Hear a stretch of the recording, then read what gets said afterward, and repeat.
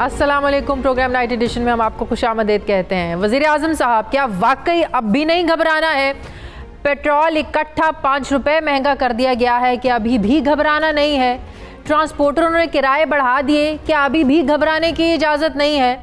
Dollar आपकी हुकूमत में 122 से बढ़कर 170 तक पहुँच गया, क्या अभी भी घबराना नहीं बनता? डॉलर बढ़ने से तमाम दरामदी अशिया की कीमतें भी बढ़ गईं, क्या अभी भी घबराना नहीं है? मुल्क में 27 अरब डॉलर का ज़र मुबादला मौजूद है, फिर भी डॉलर की कीमत काबू में नहीं आ रही है, क्या अभी भी घबराना नहीं है? बिजली और गैस की कीमतें इतनी हैं कि गुजारा मुमकिन नहीं, क्या अभी भी ना घबराएं? आटा, चीनी और घी समेत 2 दर्जन से ज़्यादा अशियाए खुर्दोनोश की कीमतें आसमान से बातें कर रही हैं, क्या अब भी घबराना नहीं बनता? अब तो आवाम यकीनन थोड़ा सा घबरा लें, और अब थोड़ा सा घबराने की इजाज़त भी आवाम मांग रहे हैं। ज़रा सुनिए, आज हमने आवाम के तासुरात देखे और सुने, आप भी देखिए।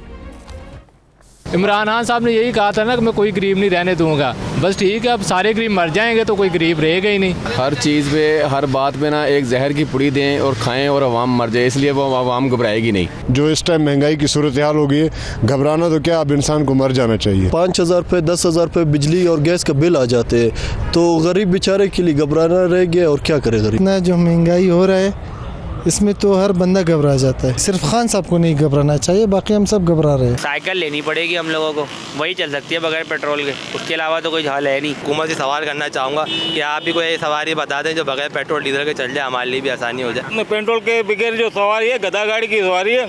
अभी वजीर हम बोले तो वो गधा गाड़ी की सवारी करे गरीब आदमी, और क्या करेगा? गरीब बंदे मारे पे हैं जी, और गरीब रहना ही कोई नहीं, सब चले जाएंगे।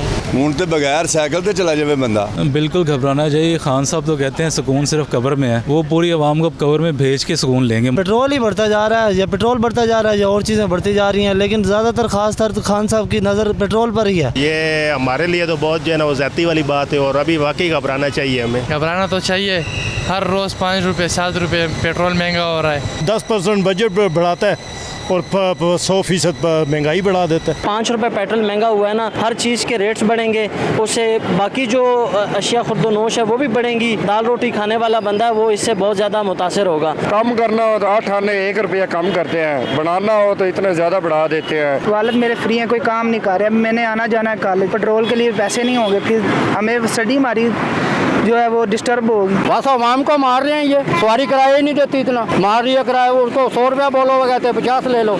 एक तो महंगाई है जो पीटीआई हुकूमत के कंट्रोल में नहीं आ रही है, दूसरी तरफ सियासी मुखालफीन की तनकीद से बचना थोड़ा नहीं बहुत ज़्यादा मुश्किल हो रहा है। ऐसे में चेयरमैन नैब की मुद्दत मुलाजमत में तोसी का मामला हुकूमत ने छेड़ लिया है, जो शुरू से ही अपोजिशन की तनकीद का निशाना रहे हैं। इनकी अरबों रुपए की रिकवरी की कारकर्दगी तो बताई जाती है, लेकिन सियासी मुकदमात में एक ढेले की कारकर्दगी की बात नहीं की जाती है कि आपने जिन लीडरान को पकड़ा, जिन अपोजिशन रहनुमाओं को पकड़ा, उनसे आपने क्या रिकवरी की है। हुकूमत को मौजूदा चैलेंजेस में से दरपेश एक चैलेंज नाजरीन दूसरी तरफ मीडिया बिल का भी है, लेकिन बिलाखिर हुकूमत मीडिया बिल को लेकर अब स्टेक होल्डर्स के साथ बैठ ही गई है। लगभग 1 महीने से सहाफ़ती तंजीमें एहतजाज पर थीं और इसके लिए पार्लियामेंट के अंदर और बाहर धरना भी दिया गया। सहाफ़ियों के से एहतजाज में अपोजिशन जमातों ने भी उनका साथ दिया, हत्ता कि इनके अपने साथी, हुकूमत के अपने साथी वज़ीर असद उमर ने भी मीडिया अथॉरिटी बिल पर बात करते हुए कहा था कि फवाद चौधरी समेत किसी भी वज़ीर के पास ऐसा इख्तियार नहीं होना चाहिए कि वो किसी सहाफ़ी को सच बोलने से रोक सके। अगर इनके पास ऐसे इख्तियारात होंगे तो उससे जमहूरियत कमज़ोर होगी। क्या कहा था असद उमर साहब ने, ज़रा सुनिए। फवाद चौधरी साहब हमारे बहुत दोस्त हैं, लेकिन फवाद चौधरी साहब या किसी और इंफॉर्मेशन मिनिस्टर के पास ऐसा इख्तियार नहीं होना चाहिए कि वो किसी सहाफ़ी को सच बोलने से रोक सके। आज़ादी सहाफ़त के अलंबरदार काबीना में इनको होना चाहिए, खुले दिल के साथ बैठना चाहिए। मीडिया के तमाम सिर्फ मालिकान नहीं, मालिकान के साथ भी बैठें, तमाम जो हिस्सेदार हैं मीडिया के, उनके साथ बैठा जाए, उनकी बात खुले दिल से सुनी जाए। हुकूमत ने मीडिया रेगुलेटरी अथॉरिटी के नाम से जिस बिल या अथॉरिटी को नाफिज करने की कोशिश की, उसकी रूह से तो सहाफ़ियों को करोड़ों रुपए जुर्माना और कैद की सज़ा हो सकती है। अब कल की जो मुलाकात हुई है, इससे सहाफ़ी मुतमईन कितने हैं, क्या ये मामला हल होने जा रहा है, इसी पर मैं बात करूँगी। मुझे ज्वाइन कर रहे हैं पाकिस्तान पीपल्स पार्टी के सीनियर रहनुमा कमर ज़मान कायरा साहब। अस्सलाम वालेकुम, बहुत बहुत शुक्रिया कायरा साहब आपका। कायरा साहब, सबसे पहले तो ज़रा महंगाई की बात कर लेते हैं। ओगरा ने सिफारिश की थी 1 रुपया बढ़ा दें आप, लेकिन बढ़ा दिया गया 5 रुपये फ़ी लीटर के हिसाब से। अगर आप अभी थोड़ी देर पहले लाइन पर मौजूद थे, आम आवाम के तासुरात आपने सुने होंगे। क्या एक आम आदमी का यहाँ पर गुजारा हो सकता है जो 20,000 रुपये महीने का कमाता है, जिसने घर का किराया भी देना है, बिल भी देना है, बच्चों को पढ़ाना भी है, महीने का राशन भी डालना है? यार एक तो आप मीडिया वाले बड़ी ज्यादती करते हो। वज़ीर आज़म साहब अपना मिशन पूरा कर रहे हैं, अपना एजेंडा पूरा कर रहे हैं, उन्होंने अपने वादे पूरे किए हैं। वो कह रहे थे कि मैं चीखें निकलवा दूंगा, तो कौम की चीखें निकल रही हैं और आप लोग एतराज कर रहे हैं।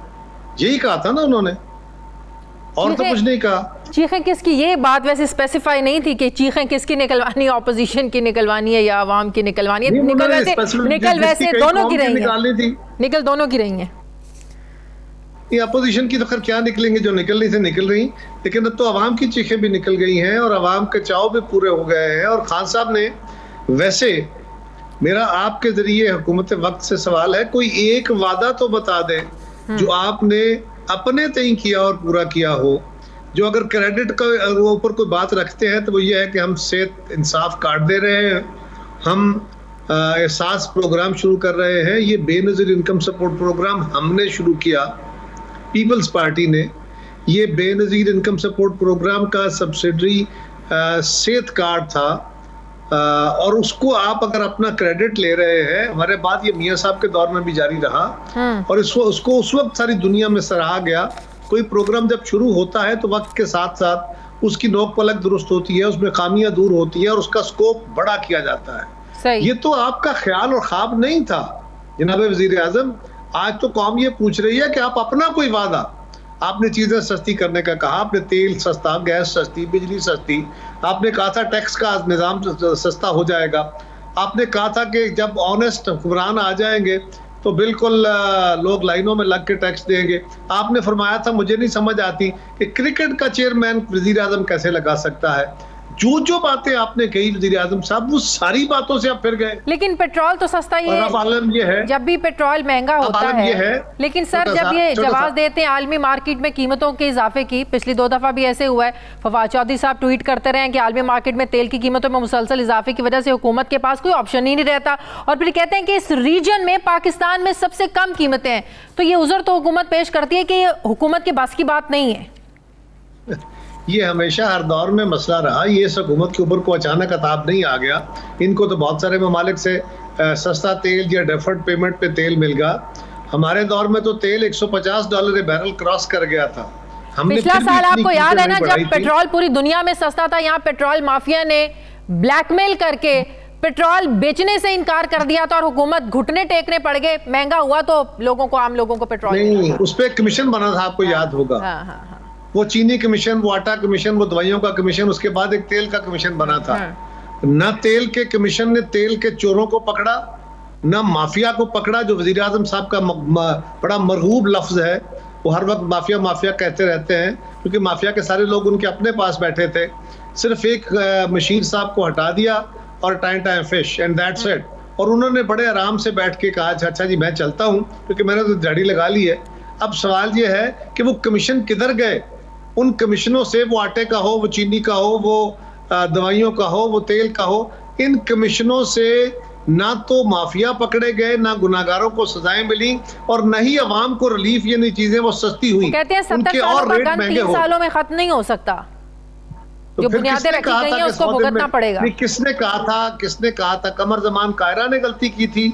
उसने कहा था कि पीपल्स पार्टी 100 दिन में आके सारे मसाइल हल कर देगी।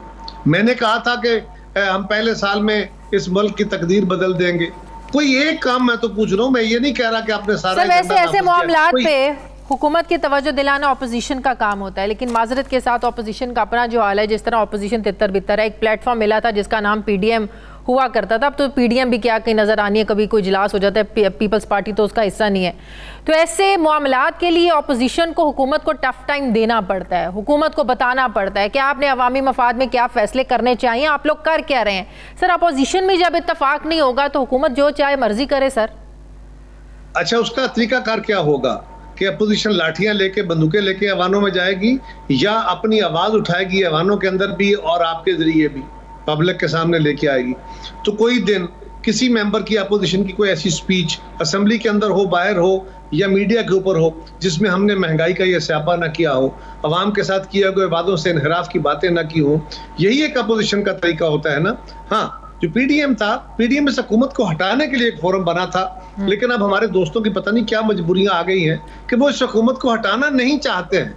शहबाज शरीफ साहब कहते हैं कि 2023 के इंतखाबात फेयर होने चाहिए और वो कहते हैं कि जी एक कौमी हुकूमत बननी चाहिए। मरियम साहबा कहती हैं कि 5 साल इस हुकूमत के पूरे करने दें। उनके बाकी लोग कहते हैं कि अच्छी बात नहीं है कि 5 साल पूरे करने दें, आम आवाम को भी पता चले और बाद में रिजल्ट जो है ज़ाहिर फिर एक आम आवाम के वोट से ही निकलेगा। तर मौका देने दें, कल को उनको मौका तो नहीं मिलेगा, हमें काम ही नहीं करने दिया। अगर आपका ये ख्याल है कि ये तरीकाकार दुरुस्त है तो फिर हम पे एतराज करना छोड़ दीजिए। फिर जो कुछ पीडीएम की उन बड़ी जमातों ने, दोनों जमातों ने किया वो ठीक किया। अच्छा, तो पीडीएम का फिर प्लेटफॉर्म इसका मतलब है कि वो गलत था, सही नहीं। पीडीएम तो मरहूम हो गई, पीडीएम तो खत्म हो चुकी है। सही। पीडीएम तो इसलिए है कि पीडीएम 10 जमातों की अंडरस्टैंडिंग थी, ये कोई लीगल बॉडी नहीं थी, ये कोई रजिस्टर्ड जमात नहीं थी। ये 10 जमातों की अंडरस्टैंडिंग थी। जब 2 जमातें इसमें से निकल गई और उस अंडरस्टैंडिंग से, उस बुनियादी असूल से उसकी जमातों ने इनहराफ कर लिया और इस हुकूमत को हटाने के एजेंडे से हट गई। और वो याद कीजिए, कराची का जो साहब का जलसा हुआ, उस जलसे में रात को तकारीर क्या थी और कायद आज़म रहमतुल्लाह अलैह के मीदार पे खड़े होकर तकरीर क्या और गुफ्तगू क्या थी, आप खुद बता दीजिए। उसके बाद कौन सा पीडीएम रह जाता है। सही, लेकिन उसके बाद माजरत भी आप लोगों की हुकूमत की तरफ से की गई, जो भी हुआ कहा गया हमारे मेहमान हैं, जो कुछ भी हुआ खैर चले, वो माजी का हिस्से। आगे बढ़ते हैं। क्या हुआ सर, क्या हुआ था कायद आज़म के मज़ार पर? और उसके बाद जो कुछ वो पहली बात और थी। वो जो कैप्टन सफदर साहब ने नारे मारे थे। मैं तो इस दफा जो पीडीएम का जलसा हुआ कराची में, जिसके बाद वहां पे शहबाज शरीफ साहब ने कहा इस हुकूमत को रातों रात खत्म करना है और अगले दिन मज़ार कायद पे हाजिरी देते हुए उन्होंने कहा कि कौमी हुकूमत भी बननी चाहिए और 2023 का इंतखाब भी शफाफ होना चाहिए। मैं उसकी बात कर रहा हूँ। सही।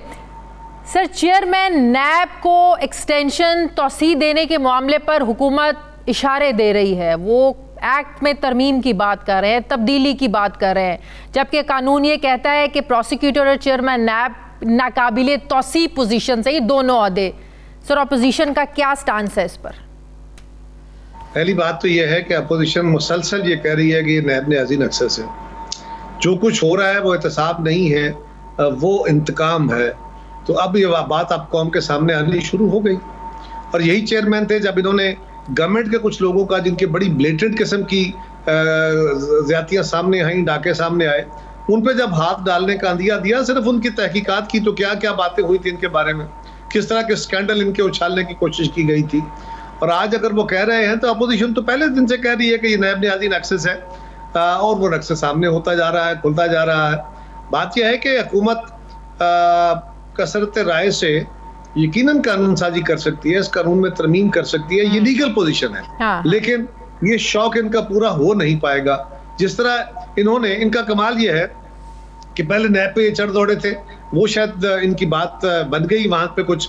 उसके बाद इन्होंने, मीडिया ने कुछ बातें की तो मीडिया, हालांकि आप ही बड़ा लाडला मीडिया थे ना, आप ही इमरान खान साहब का बड़ा कैंपेन करते थे, हमें बड़ा मलून ठहराते थे, और आज मीडिया के ऊपर वो चढ़ दौड़े हैं जब थोड़ा सा एतराज मीडिया ने किया।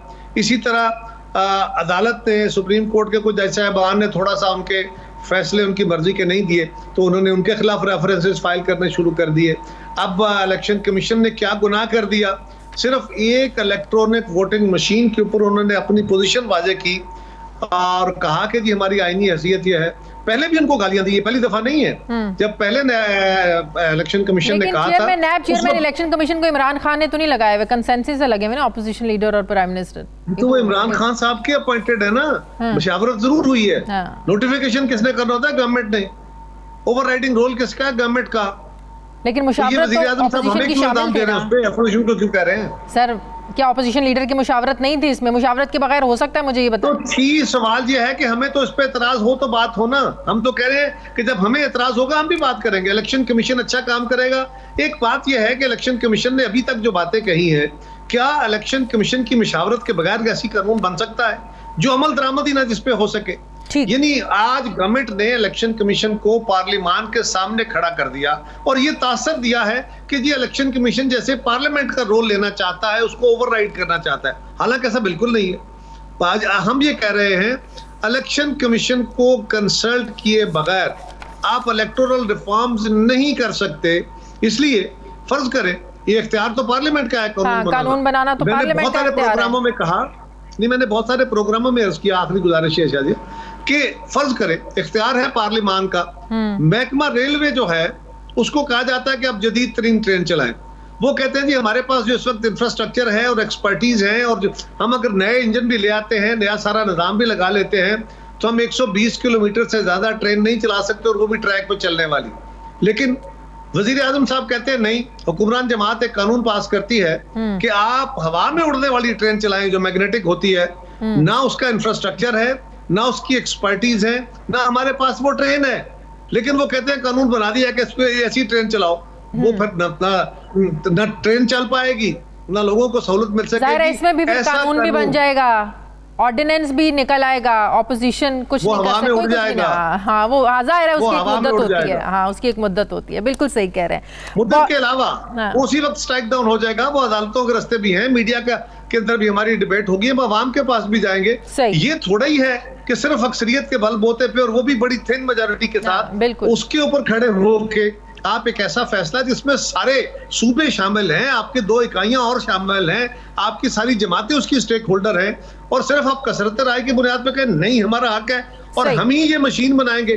तो भाई ये इलेक्शन के कोई 10-12 स्टेप्स हैं, उनमें से एक स्टेप है, एक मसाला है हांडी का, ये जो सिर्फ वोट डालना है, और वो भी जिसको इलेक्शन कमीशन कह रहा है कि ये मुमकिन नहीं है, ये ठीक नहीं है।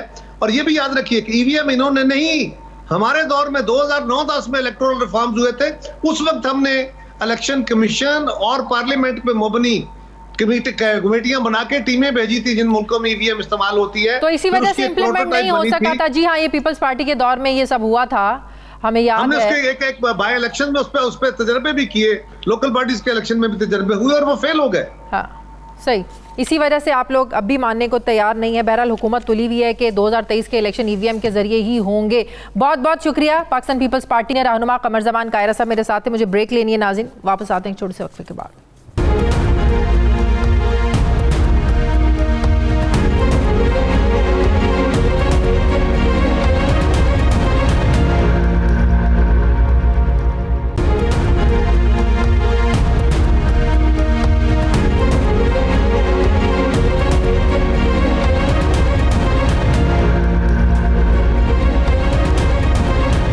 ब्रेक के बाद एक बार फिर से आपको खुशामदीद कहते हैं। सीनियर सहाफ़ी तज्ज़ियाकार मज़हर अब्बास साहब ने मुझे ज्वाइन किया। अस्सलाम वालेकुम, बहुत बहुत शुक्रिया मज़हर अब्बास साहब आपका। मज़हर अब्बास साहब, क्या ये सहाफ़ियों के पिछले 1 महीने के एहतजाज का नतीजा है कि वज़ीर इत्तलात को ये कहना पड़ा कि अगर तजावीज़ मंजूर हो गई तो ठीक, नहीं तो मीडिया रेगुलेटरी अथॉरिटी बिल को वापस ले लिया जाएगा?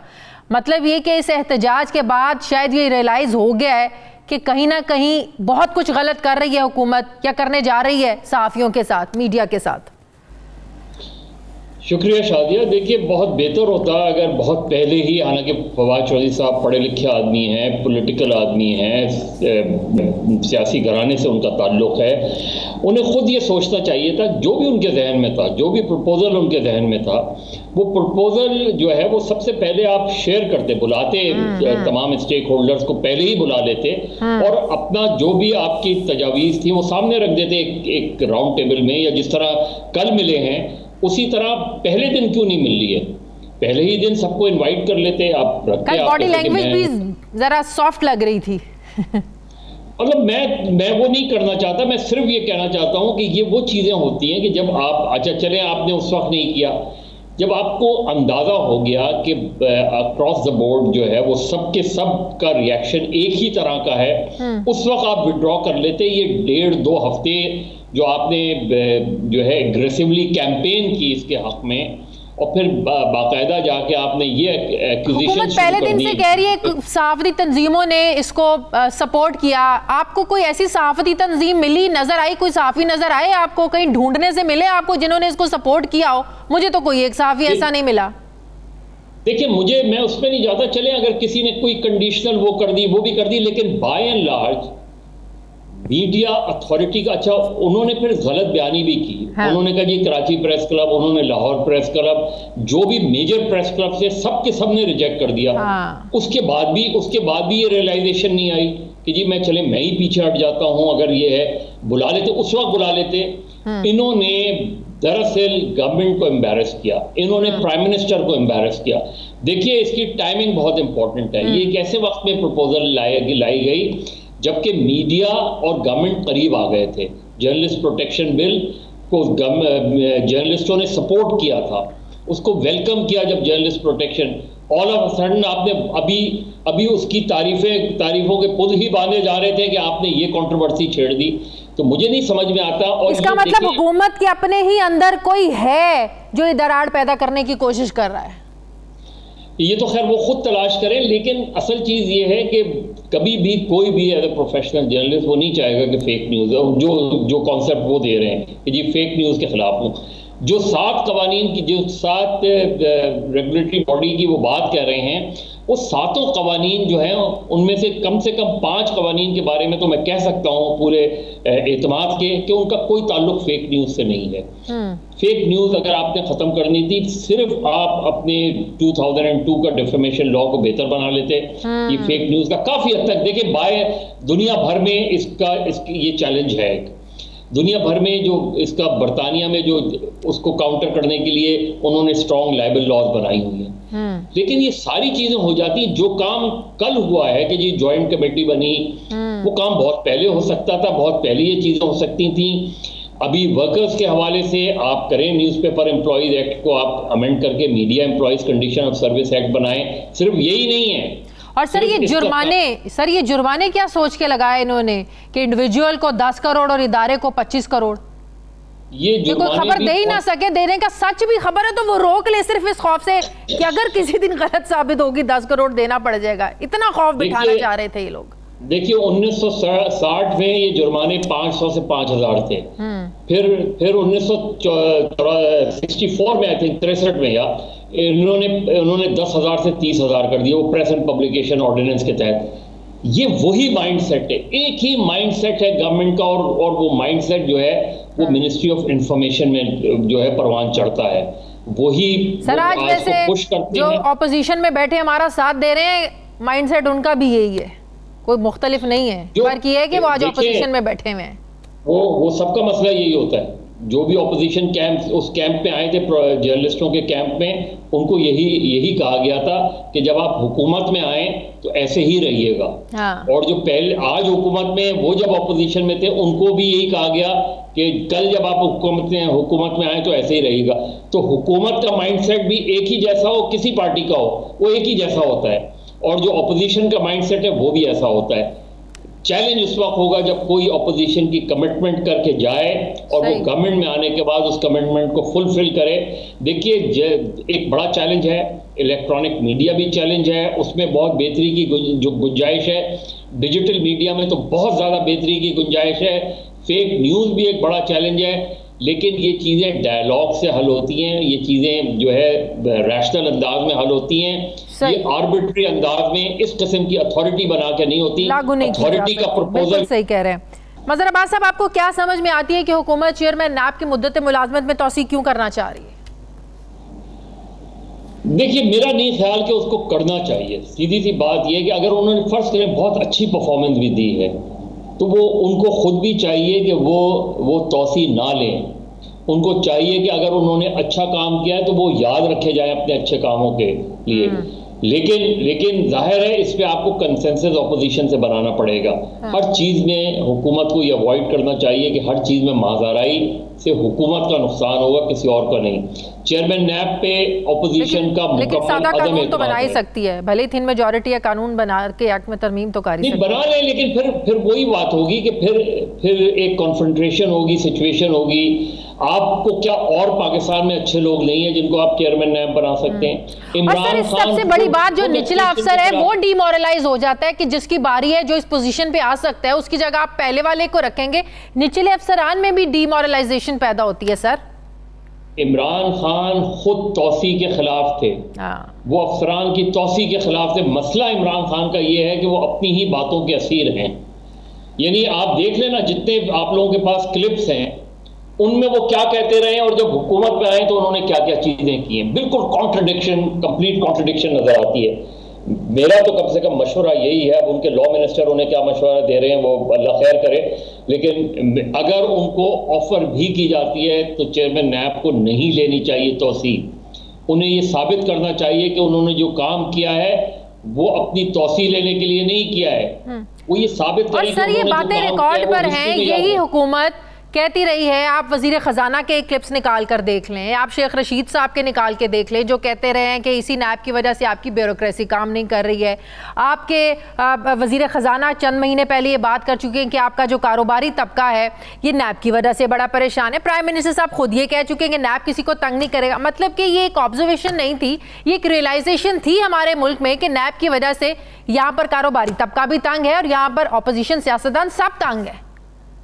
देखिए शाजिया, चेयरमैन नैब में जो सबसे बड़ी रिफॉर्म की जरूरत है वो ये है कि चेयरमैन नैब के पास एब्सोल्यूट पावर है। उस पावर को डेलीगेट होना चाहिए प्रोविंशियल लेवल पे, ताकि चेयरमैन नैब, क्योंकि हर गवर्नमेंट जो आती है उसका टारगेट ये होता है कि चेयरमैन नैब को कॉम्प्रोमाइज कर लें, चेयरमैन नैब से मामला तय कर ले, मामला ठीक हो जाएगा सारा, क्योंकि उनका ही ऑर्डर चलता है, उनकी डायरेक्टिव चलती है। तो नैब में रिफॉर्म्स की ज़रूरत है, लेकिन इमरान खान साहब को चाहिए कि किसी अच्छे आदमी को लेकर आए। अगर उनको खुश भी हैं मौजूदा चेयरमैन नैब से, उनको जो है वो खुदा हाफिज कहें, उनसे कहें आपने बहुत अच्छा काम किया, तारीखी काम किया, आपको तारीख याद रखेगी, लेकिन अब ये काम किसी और को दें जिस पर उनको एतमाद हो।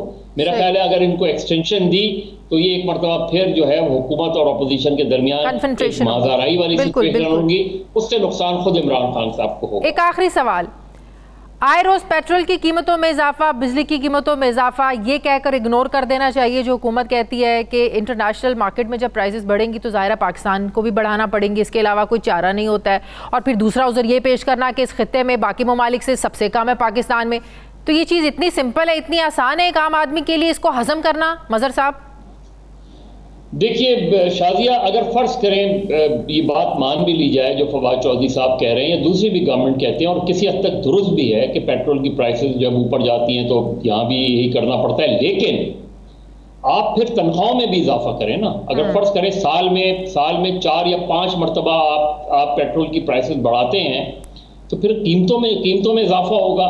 तो जिसकी आपने बजट के वक्त 10% सैलरी बढ़ाई है वो क्या करेगा? नहीं तो पिछले साल जब पूरी दुनिया में पेट्रोल की प्राइसेस कम हो रही थी तब ये हुकूमत क्यों ब्लैकमेल हो रही थी पेट्रोल माफिया के हाथों?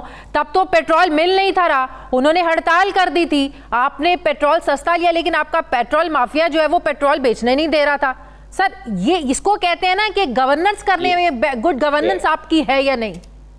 यही बैड गवर्नेंस होती है। जिस तरह महंगाई जो होती है उसमें अगर आप महंगाई का एक बड़ा ताल्लुक एडमिनिस्ट्रेटिव फेलियर से होता है कि अगर आपने फर्ज करें 200% या 100% दवाओं की कीमतें बढ़ाई हैं तो वो मेडिकल स्टोर आप जाएंगे तो वो 150% बढ़ी हुई होगी डेफिनेटली। तो गवर्नेंस का मसला है। लेकिन अगर आप महंगाई होती है, महंगाई का तोड़ सिर्फ यह है कि आप लोगों की तनख्वाहों में उसकी मुनासबत से इजाफा करें, उस रेशो से इजाफा करें। ये नहीं कि आपने 10% बजट के वक्त बढ़ाई और कीमतें जो है आपने 60 या 70% बढ़ा दी, तो फिर आप मिनी बजट आप ये लेकर आते हैं महंगाई के लिए, महंगाई होती है, उसी तरह एक मिनी बजट में आप हर 6 महीने बाद लोगों की तनख्वाहों में 15% इजाफा कर दिया करें। Very true, very true. बहुत बहुत शुक्रिया सीनियर सहाफ़ी तज्ज़िया कार मसद मेरे साथ है। मुझे ब्रेक लेनी है नाज़रीन, वापस आते हैं छोटे से वक्फे के बाद।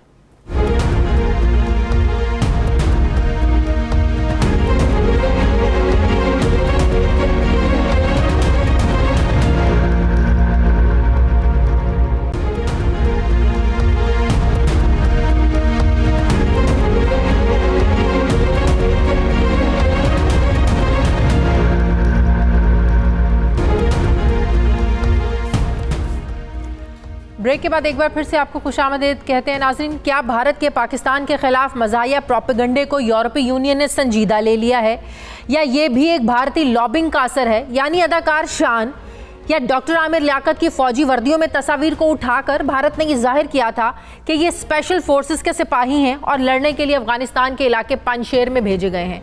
सिर्फ यही नहीं, वीडियो गेम्स में चलते हुए तैयारों की वीडियो ट्विटर और फेसबुक पर भी दिखा कर भारतीय प्रोपेगेंडा नेटवर्क खुसूसन उनके रिटायर्ड फौजी अफसरान ये जाहिर करते रहे थे कि पाकिस्तान तालिबान को पंजशेर खाली कराने में फौजी मदद दे रहा है। इस पर पाकिस्तान और ज़मीनी हक़ाइक़ को समझने वालों ने तो कोई रिएक्शन इस पर नहीं दिया, कोई रद्द अमल नहीं दिया। लेकिन यूरोपीय यूनियन ने इन सारी बातों को संजीदा लेकर और तालिबान के साथ पाकिस्तान को जोड़ते हुए GSP प्लस के स्टेटस पर नजरसानी करने की करारदाद पेश की है, जिस पर आज वोटिंग कराई जाएगी।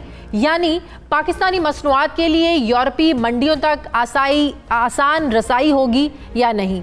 हालांकि पाकिस्तान तालिबान के साथ साथ आलमी दुनिया के साथ खड़ा है और तालिबान के अफगानिस्तान के इस्तेहकाम और अमन के लिए आलमी बिरादरी से अपीलें भी की जा रही हैं। माजी में यूरोप ही में डिसइंफो लैब के जरिए भारत का घिनौना नेटवर्क इंडियन क्रॉनिकल्स पकड़ा गया था, जो यूरोपीय यूनियन के मेंबरान के इर्द गिर्द पाकिस्तान के खिलाफ सोशल मीडिया और इंटरनेशनल अखबारात के नाम से मिलते जुलते जाली नामों वाले नाम नेहाद मीडिया ऑर्गेनाइजेशंस के जरिए फेक न्यूज़ फैलाकर फैसले करवाते थे। फिर इसके अलावा फैटफ जैसे बैनुल-अक़वामी इदारे के जानिबदाराना फैसलों में तो भारत ने खुद भी मान लिया कि हमने लॉबिंग के जरिए पाकिस्तान का नाम फैटफ की ग्रे लिस्ट से निकलने नहीं दिया। फिर ऐसे में पाकिस्तान को तालिबान की लड़ाई में मुलव्वस करके GSP प्लस जैसे तिजारती मुश्किलात खित्ते की सूरत हाल को यकीनन मजीद बिगाड़ सकती हैं। एक तरफ पूरे खित्ते में अमन के लिए अफगानिस्तान को मुआशी लिहाज से मजबूत करने के लिए अपीलें की जा रही हैं, दूसरी तरफ यूरोप और बरतानिया अफगानिस्तान ही नहीं बल्कि पाकिस्तान के लिए भी मुआशी मुश्किलात पैदा करने की कोशिशें कर रहे हैं। इसी पर मैं बात करूँगी। मुझे ज्वाइन कर रहे हैं दिफाई तज्ज़ियाकार जनरल रिटायर्ड अमजद शुएब साहब। अस्सलाम वालेकुम, बहुत बहुत शुक्रिया जनरल साहब आपका। जनरल साहब, दुनिया पाकिस्तान पर ये इल्ज़ाम लगा रही है कि पाकिस्तान तालिबान को तहफ़्फ़ुज़ दे रहा है, ख़ास तौर पर पंजशेर की लड़ाई में कह रहे हैं कि पाकिस्तान ने जो है ना वो सपोर्ट किया है। सर क्या कहेंगे, ये दुनिया का जो तासुर बन चुका है पाकिस्तान को के बारे में तालिबान को लेकर, सर ये कैसे ज़ायल होगा? देखिए, इसके लिए हमें भी बड़ी एग्रेसिव किस्म की लॉबिंग करने की जरूरत थी। आप देखिए कि अफसोस की बात यह है कि यूरोपियन यूनियन ने ही इंडियन क्रॉनिकल का वो स्कैंडल पकड़ा, वहीं पेश हुआ और फिर आज वो इंडिया के कहने के ऊपर या इंडिया से ओरिजिनेट हुई एक खबर को लेके तो चल पड़े। अब ये चीज जो है ये पाकिस्तान को इसी वक्त चाहिए था कि उनसे प्रोटेस्ट करते और यूरोपियन यूनियन से और उनको कहते कि जी आप हमारे साथ बात करें, तो ये चीज क्लियर हो जाती। इस पे इन चीजों पे हमारे अखबारात में तो थोड़ा बहुत इस पे नोटिस दिया और उन्होंने बात की, लेकिन गवर्नमेंट ने इस मामले पे कोई बात नहीं की। तो मैं समझता हूँ कि हुकूमती सतह पे सबको मैसेज जाना चाहिए तमाम ममालिक को कि ये एक घरौना प्रोपेगेंडा है। हकीकत अगर सामने आए तो वो ये है कि ताजिकिस्तान के हवाई अड्डे से भारत अपने जहाज उड़ाता रहा और वो तालिबान के खिलाफ मदद करता रहा। तो ये एक इशू है जो कि हमें, मेरा ख्याल है, इस पे थोड़ा स्टडी करके तो इसको पिक अप करना चाहिए। तालिबान के लिए इतनी मुश्किल, इतनी टफ थी कि पाकिस्तान को मदद के लिए पुकारते तालिबान। देखिए, वहां पे हुआ ये है कि शायद वो टफ होती लेकिन वो इतनी हुई नहीं, क्योंकि वहां पे उनको पता लग गया कि जनाब उनके लीडर भाग गए, अमरुल्लाह साले और वो जो अहमद शाह का बेटा था, ये पहले ही वहां से निकल गए थे, ये भाग गया वहां से। तो जब ये भागे तो पीछे फिर डिफेंस में बाकी लोग क्यों बैठे रहते? तो इस तरह वो बड़ी जल्दी वो कब्जा हो गया वहां पे। अब ये चीजें सारी जो है दुनिया के सामने लानी चाहिए। इसी तरह अफगान तालिबान को इस पे उठ के बात करनी चाहिए कि जी हमारी कोई किसी ने मदद नहीं की, उनको चाहिए कि ये ऑफिशियल स्टेटमेंट इशू करें। सुहेल शाहीन साहब का कल का मैं आज का बल्कि मैं बयान पढ़ी थी, वो अलल ऐलान तालिबान तरदीद कर रहे हैं कि पाकिस्तान अफगानिस्तान के अंदरूनी जो मामलात हैं उसमें बिल्कुल इंटरफेरेंस नहीं कर रहा है और ख़ासतौर पंजशेर लड़ाई के हवाले से जो प्रोपेगेंडा खासकर इंडिया की तरफ से किया जा रहा है इसमें भी कोई हकीकत नहीं है। तालिबान की तरफ से बाकायदा ये तरदीद मैंने देखी आज। उनके फॉरेन ऑफिस से बयान जाना चाहिए, फॉरेन मिनिस्टर की तरफ से, और ये हुकूमत पाकिस्तान का फर्ज है कि इस चीज को सीरियसली ले, क्योंकि एक दफा ये रूमर्स या ये कितने फैल जाते हैं उनको कंट्रोल करना मुश्किल होता है। लेकिन अभी ये क्योंकि ताजा है चीज, इस वक्त अगर आप चाहें तो भारत का मुंह काला कर सकते हैं। आप अपनी वीडियोस पुरानी निकाल के सामने रख सकते हैं कि जी हमारी फिल्मों की वीडियोज हैं या ड्रामे की वीडियो है जो भारत ने इस्तेमाल की हैं, तो भारत को मुंह दिखाने की जगह नहीं रहेगी। लेकिन ये काम करेगा कौन? यहाँ एग्रेसिव किस्म की आपको डिप्लोमेसी की जरूरत है जो हमारे लोग कर नहीं रहे। सही। जल साहब, ये क्या अब कोई नया प्रोपेगेंडा अमेरिका शुरू करने जा रहा है? ऐसी बातें छेड़कर अमेरिकी इंटेलिजेंस इदारों के लोग ये बात कर रहे हैं कि अब जो है वो अलकायदा हमला कर सकती है, अगले 2 सालों में अलकायदा मज़ीद मजबूत हो जाएगी, हमें बहुत ख़तरात हैं अलकायदा से। रिसेंटली FBI की जो रिपोर्ट आई है, अमेरिका ने जो रिपोर्ट जारी की है 9/11 के मौके पर, जिसमें कोई जिक्र ही नहीं था, कहा था कि पाकिस्तान और अफगानिस्तान का कोई ताल्लुक ही नहीं है इस हवाले से, लेकिन एक बार फिर से कहना कि अलकायदा मजबूत हो रही है और अमेरिका में हमले कर सकती है। देखिए जी, ये तो उनसे सवाल होना चाहिए कि फिर आप 20 साल वहां पे क्या घास उगाते रहे? हाँ। वहां पे अलकायदा ही तो खत्म की थी। असल चीज ये है कि अफगानिस्तान को डिस्टेबलाइज करने के लिए अमेरिका दोबारा से ये सारी ऑर्गेनाइजेशन भारत के साथ मिलकर खड़ी करेगा। ये जो खुरासान चैप्टर है वो तो है ही भारत का, जो खुरासान प्रोविंस वाले हैं। हाँ। ये तो उसमें पाकिस्तानी TTP के कुछ लोग हैं, लश्कर जंगवी के लोग हैं, और उसमें साथ वो हैं पंजाबी तालिबान। ये भारत ने बनाया था पाकिस्तान के खिलाफ इस्तेमाल करने के लिए, और ये ही मतलब हमें 2 साल पहले बात कर रहे हैं और 2 सालों में ऐसा कोई प्रोपेगेंडा हो सकता है कि कल 2 साल के बाद ये कह सकें कि हमने 2 साल पहले ये खतरात जाहिर कर दिए थे? बिल्कुल, ये सारा 1-2 साल में ये सारा दोबारा रीऑर्गेनाइज हो जाएगा और यहाँ पे टेररिज्म शुरू कराएंगे। ये अब पहले भी अमेरिका ही हर जगह करवाता रहा और आइंदा भी ये करवाएंगे। सही, बहुत बहुत शुक्रिया। दिफाई तज्जियाकार जनरल रिटायर्ड अमजद शुह मेरे साथ थे, बहुत शुक्रिया। नाज़रीन, मुझे प्रोग्राम में एक ब्रेक लेनी है, वापस आते हैं छोटे से वक्फे के बाद।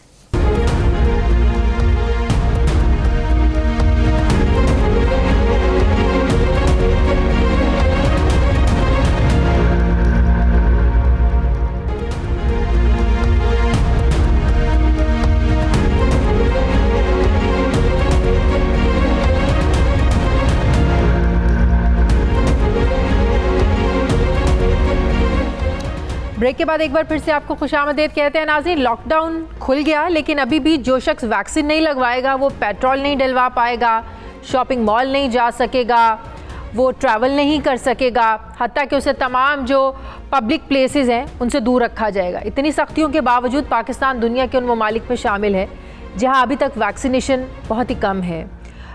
लोगों में क्या इसका शऊर नहीं है? लोग क्यों वैक्सीनेशन करवाने से अभी तक कतरा रहे हैं? अब तक मुल्क भर में तकरीबन 2 करोड़ अफराद को कोरोना वैक्सीन लग चुकी है, जो कुल आबादी का सिर्फ 10% बनता है, जो कि नाकाफ़ी है, क्योंकि चाइना में 1 अरब आबादी यानी 70%, बरतानिया और जर्मनी में 60% और अमेरिका और जापान में 50% आबादी को वैक्सीन लगाई जा चुकी है। जबकि वर्ल्ड हेल्थ ऑर्गेनाइजेशन के मुताबिक जब तक दुनिया भर की 70% आबादी की वैक्सीनेशन नहीं हो पाती, उस वक्त तक कोरोना वबा का दुनिया से खात्मा नहीं हो सकता। इस वक्त पाकिस्तान को कोरोना की चौथी लहर का सामना है और इस वबा के नहायत ही ख़तरनाक डेल्टा वेरिएंट के बाद अब म्यू नामी कोरोना की कोई नई किस्म सामने आई है। इस चौथी लहर के दौरान 2 हफ्तों के लिए लॉकडाउन लगाया गया था, जो कि अब ख़त्म कर दिया गया है। Chairman national command and operation centre Asad Umar का ये मानना है कि लॉकडाउन की वजह से कोरोना केसेस में बड़े पैमाने पर कमी आई है। लॉकडाउन तो ख़त्म कर दिया गया है, लेकिन कोरोना वबा का ख़ात्मा या इसमें जो हमें कमी नज़र आनी चाहिए वो नज़र नहीं आई है। WHO का मानना है कि हमें अब इस वायरस के साथ हमें अपनी जो लाइफस्टाइल है, हमें जो ज़िंदगी है, इसके साथ गुजारनी है। इसी पर मैं बात करूँगी। मुझे ज्वाइन कर रहे हैं वज़ीर-ए-आज़म के मुआविन ख़ुसूसी बराए सेहत डॉक्टर फैसल सुल्तान साहब। अस्सलाम वालेकुम, बहुत बहुत शुक्रिया डॉक्टर साहब आपका। डॉक्टर साहब, वैक्सीनेशन के बारे में तो बात करते हैं, लेकिन जो एक नया वेरिएंट सामने आ रहा है म्यू नामी, ये कितना ख़तरनाक है? बताया जा रहा है कि अमेरिका की 49 रियासतों में तो फैल चुका है। पाकिस्तान में मौजूद है ये वेरिएंट सर? जी, इस वक्त तो कोई आसार नहीं है इसके मौजूद होने के, लेकिन ये जो वेरिएंट्स हैं इनको हमें जानने की ज़रूरत है। जब भी वायरस या कोई भी लिविंग थिंग जब मल्टीप्लाई करती है तो उसमें थोड़ी बहुत चेंजेस आती हैं। वो कोई ना अजब चीज़ है, ना कोई उससे खौफज़दा होने की ज़रूरत है। सिर्फ देखना ये होता है कि वो जो जेनेटिक मटीरियल में, DNA में या RNA में जो तब्दीलियाँ हैं, क्या वो उससे उसका बिहेवियर चेंज हुआ है कि नहीं। तो अभी तक तो ये वेरिएंट ऑफ इंटरेस्ट ही है, वेरिएंट ऑफ कंसर्न भी नहीं क्लासिफाई हुआ। तो मेरा नहीं ख्याल कि इसको हमें इसके ऊपर कोई ऐसी कंसर्न की ज़रूरत है। लेकिन बहरहाल हर नए आने वाले वेरिएंट को पे नज़र रखनी चाहिए, देखना चाहिए कि आलमी इदारा सेहत और बाकी दीगर जो मुस्तनद इदारे हैं वो इसके बारे में क्या अहकाम जारी करते हैं। तो इसको हम देख रहे हैं, लेकिन इस वक्त कोई इसकी ये वेरिएंट ऑफ कंसर्न अभी नहीं बना। सही। डॉक्टर साहब, हम देखते हैं अमेरिका, यूरोप, लंदन, यहाँ पर अब ज़िंदगी बड़ी मामूल के मुताबिक है, लेकिन हम ये भी देखते हैं कि सबसे ज़्यादा नुकसान भी यहाँ पर ही हुआ है, नए नए वेरिएंट भी यहीं पर सामने आते हैं। क्या यही वजह है इसकी कि वहाँ पर लोगों को बहुत ज़्यादा वैक्सीनेट किया जा चुका है? पाकिस्तान में हम लॉकडाउन भी लगाते हैं, जब हमें लगता है कि केसेस कम हो रहे हैं हम लॉकडाउन खोल देते हैं, 2 हफ्ते बाद फिर पता चलता है केसेस बढ़ गए। तो सर इसका वाहिद हल यही है कि ज़्यादा से ज़्यादा लोगों को वैक्सीनेट किया जाए। बिल्कुल सही है। और पाकिस्तान में जो आपने अदाद शुमार बताया, ज़रा उनको फ़र्क तरीके से देखने की ज़रूरत है। देखिए, जो इस वक्त एलिजिबल पॉपुलेशन है, ये और से बात समझिए, जो एलिजिबल पॉपुलेशन है जिनको वैक्सीन लग सकती है, क्योंकि देखें, और ये मैं इसलिए खास बताता हूँ क्योंकि हमारा नौजवान मुल्क है, यंग कंट्री है, सो देयरफॉर हमारी जो पॉपुलेशन पिरामिड है, यानी पॉपुलेशन का जो तनासब है, यंगर लोग ज़्यादा हैं उसमें, तो इसलिए ये एलिजिबल पॉपुलेशन पर नज़र रखनी बड़ी ज़रूरत होती है। इस वक्त हमारी जो एलिजिबल पॉपुलेशन है, यानी जिनको वैक्सीन हमने ऑथराइज किए लगाना, अभी चंद दिन पहले 15 तक हम गए हैं, तो उनके 23% लोग जो हैं उनको पार्शियल वैक्सीनेशन हो चुकी है। और अगर टोटल पॉपुलेशन में से देखें तो पार्शियल 13% है, और अगर फुली वैक्सीनेटेड की बात करें तो टोटल पॉपुलेशन का 10% है और एलिजिबल का 17% है। लेकिन एक और अहम चीज़ है जो देखने की है। देखिए, पाकिस्तान में बहुत सारी पॉपुलेशन रूरल है और स्प्रेड आउट है। जो हमारे बड़े शहर हैं, जो मेजर सिटीज़ हैं, उनके अंदर जो तनासब है वो डेफिनेटली अब बेहतर हो रहा है, उसमें जो वैक्सीनेशन का जो तनासब है, और कुछ शहर जो हैं 70% और उससे ऊपर भी जा चुके हैं। तो हमारी प्रोग्रेस अच्छी चल रही है। दिन की तकरीबन 10 लाख, 8, 9, 10 लाख इस रेंज में रोजाना वैक्सीन लग रही है। डॉक्टर साहब, अभी भी ऐसा तबका मौजूद है जो अभी भी ये समझता है कि वैक्सीनेशन सिर्फ एक ड्रामा है, 2 साल बाद हमारी ज़िंदगी बाकी नहीं रहनी। मैं आपको अपने घर की मिसाल दे देती हूँ। घर के ड्राइवर्स को और घर के जो मेड मुलाजिम हैं, इतनी मुश्किल से उन लोगों को समझाना पड़ा, उनको ये शऊर दिलाना पड़ा कि हम लोगों ने भी लगवाई है, तुम लोगों की ज़िंदगियों के लिए बड़ी अहम है। और फिर जब ये कहें कि तुम्हें सोसाइटी में दाखिल नहीं होने दिया जाएगा, तुम कहीं जा नहीं सकोगे, इस खौफ की वजह से लोग वैक्सीन लगवा रहे हैं। ये खौफ नहीं है उनको कि वैक्सीन नहीं लगवाएंगे तो मर जाएंगे। तो इसमें भी लोगों को बहुत एजुकेट करने की ज़रूरत है। ये सही बात आपने कही, क्योंकि देखें, इसमें एक तो मसला तालीम का है, लेकिन दूसरा फॉल्स न्यूज़, फेक न्यूज़ का भी है। जिन मुल्कों में लिटरेसी 99% है और उनकी साइंसी जिसे कहते हैं बैकग्राउंड उन ममालिक की हमसे बहुत आगे है, उधर भी वैक्सीन हेजिटेंसी मौजूद थी। आपको पता है, हेल्थ केयर वर्कर में, मैं 2-3 महीने पुराना आपको डेटा बता रहा हूँ कि यूनाइटेड स्टेट्स के अंदर हेल्थ केयर वर्कर में 30% के करीब वैक्सीन हेजिटेंसी थी। अमेरिका जैसे मुल्क में हेल्थ केयर वर्कर्स के अंदर भी 30% हेजिटेंसी थी। तो ये कोई अजब बात नहीं है। उसकी वजह यह है कि जब भी ऐसी नई चीज़ हो, वबा हो, हमेशा उसके बारे में लोगों के ख्यालात, परेशानियां, चेमगोइयाँ, और आजकल के दौर में वो फर्दर फ्यूल हो जाती है गलत सलत न्यूज़ और जिसे कहते हैं ना फेक न्यूज़ के जरिए। तो बिल्कुल आपकी बात ठीक है। एजुकेशन वो चीज़ है इस मामले में, वो जितनी भी की जाए कम है। आज भी हम इसकी बात कर रहे हैं, उम्मीद करते हैं चंद लोग इससे भी कुछ कन्विंस होंगे।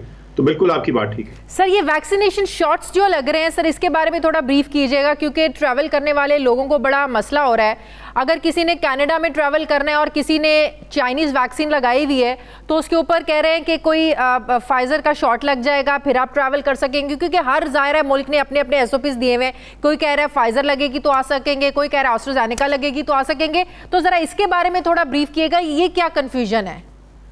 देखिए जी, जितने ये वो वाली बात है, जितने मुंह उतनी बातें, जितने मुल्क उतनी ही उनकी नित नई ख्वाहिशात और उनके अपने अपने आइडियाज़, और उसके बेसिस मुख्तलिफ है। उनकी फेमिलियरिटी है एक वैक्सीन से, उनके पास डेटा है एक वैक्सीन का, वो एक ब्लॉक में या एक सोशो इकोनॉमिक ब्लॉक में है जहां उनकी कंफर्ट ज़्यादा किसी एक चीज़ से है, दूसरी से बाहर।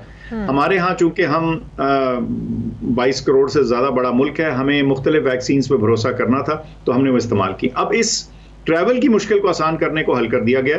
इसके लिए बिल्कुल एक पाथवे बना दिया गया है कि कुछ नॉमिनेटेड सेंटर्स में जाके आप ट्रैवल की खातिर अगर आपको एक इजाफी वैक्सीन लगनी है तो उसकी पेमेंट दे के आप वैक्सीन लगा सकते हैं। उसका कोई रिएक्शन नहीं है, राइट? देखें जी, रिएक्शन का जहां तक ताल्लुक है, इस वक्त WHO तो कह रही है कि आप ये कोई ज़रूरत नहीं है मिक्स एंड मैच करने की, जो आपको लग गई है WHO अप्रूव्ड वैक्सीन अगर है तो ठीक है। लेकिन चूंकि कुछ लोगों की ज़रूरत थी ट्रैवल करना, तालीम के लिए, नौकरी के लिए, कारोबार के लिए या किसी दीगर ज़रूरत के लिए, तो उस सूरत में हम उनका रास्ता नहीं रोकना चाहते, तो वो लगवा सकते हैं और मैं समझता हूँ कि वो ठीक रहेंगे। सही। सर, बाहर के ममालिक में आखिरी मेरा सवाल, सर अब बच्चों को भी एक सर्टन 10 साल से ऊपर के बच्चों को भी लगाना शुरू कर दी है वैक्सीन, बहुत से ममालिक के हवाले से खबरें आ रही थी। सर, पाकिस्तान में इस एज लिमिट के बच्चों को कब से लग सकेगी वैक्सीन, क्योंकि ज़ाहिर स्कूल से अभी तो जी अभी आपने देखा कि अभी तो एक ही दिन हुआ है जब हमने 15 साल तक लेके गए हैं लिमिट, 17 पे थी या 15 पे लेके गए हैं। और मैं समझता हूं कि ये जो एज लिमिट है ये नीचे से नीचे जाएगी। सिर्फ हमने देखना है कि हमारी वैक्सीनेशन कैंपेन कैसे चल रही है और हमारी वैक्सीनेशन की सप्लाई क्या है। लेकिन मुझे आपकी रीडिंग दुरुस्त है कि मेरा ख्याल है कि आइंदा आने वाले हफ्तों और महीनों में ये जो एज लिमिट है ये फर्दर नीचे जाएगी। सही, थैंक यू वेरी मच, बहुत शुक्रिया। वज़ीर आज़म के मुआविन बराए सेहत डॉक्टर फैसल सुल्तान साहब मेरे साथ थे। नाज़रीन, हमारे प्रोग्राम का वक्त खत्म हो गया, फीडबैक ज़रूर दीजिएगा, अपना ख्याल रखिएगा, मुझे इजाज़त दीजिए, अल्लाह हाफिज़।